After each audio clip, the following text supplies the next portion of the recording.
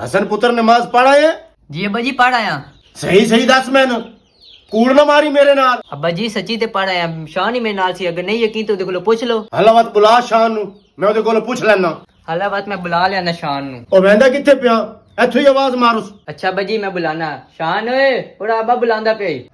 ਹਾਂਜੀ ਜੀ ਅੱਬਾ ਜੀ ਕੀ ਆਖਨੇ ਹੋ? ਹਾਂ ਓਏ ਕਿੱਥੇ ਆਏ ਤੂੰ? ਅੱਬਾ ਜੀ ਮੈਂ ਤਾਂ ਮਸਜਿਦ ਗਿਆ ਸੀ ਨਮਾਜ਼ ਪੜਨ। ਹਸਨ ਤੇਰੇ ਨਾਲ ਆਈ? ਨਹੀਂ ਉਹ ਤਾਂ ਕੋਈ ਨਹੀਂ ਸੀ ਅੱਬੂ ਜੀ ਮੇਰੇ ਨਾਲ। ਹੈ ਓਏ ਕਿਉਂ ਝੂਠ ਬੋਲਦਾ ਮੇਰੇ ਨਾਲ ਤੂੰ? ਤੇਰੀ ਕਿਤਨੀ ਮੇਰੀ ਮੈਂ ਆਖਿਆ ਝੂਠ ਨਾ ਮਾਰਿਆ ਕਰ ਮੇਰੇ ਨਾਲ। ਹੱਲਾ ਅੱਬੂ ਜੀ ਮਾਜ਼ਰਤ, ਅੱਗੇ ਤੋਂ ਨਹੀਂ ਝੂਠ ਬੋਲਦਾ ਮੈਂ।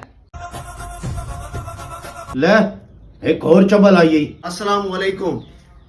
ਹਸਨ ਪੁੱਤਰ ਚੱਜ ਨੂੰ ਸਲਾਮ ਦਾ ਜਵਾਬ ਦੇ ਨਾ। ਅੱਬਾ ਜੀ ਕਿਹੜਾ ਚਾਚਾ? ਐ ਬੈਠਾ ਨਹੀਂ, ਐ ਸਿੰਧੀ ਤੇਰਾ ਚਾਚਾ ਹੀ ਹੈ ਨਾ? ਚਾਚਾ ਹੁਣ ਤੁਸੀਂ ਕਹਿ ਰਹੇ ਸੀ ਇੱਕ ਹੋਰ ਚੁੱਬ ਆ ਗਈ।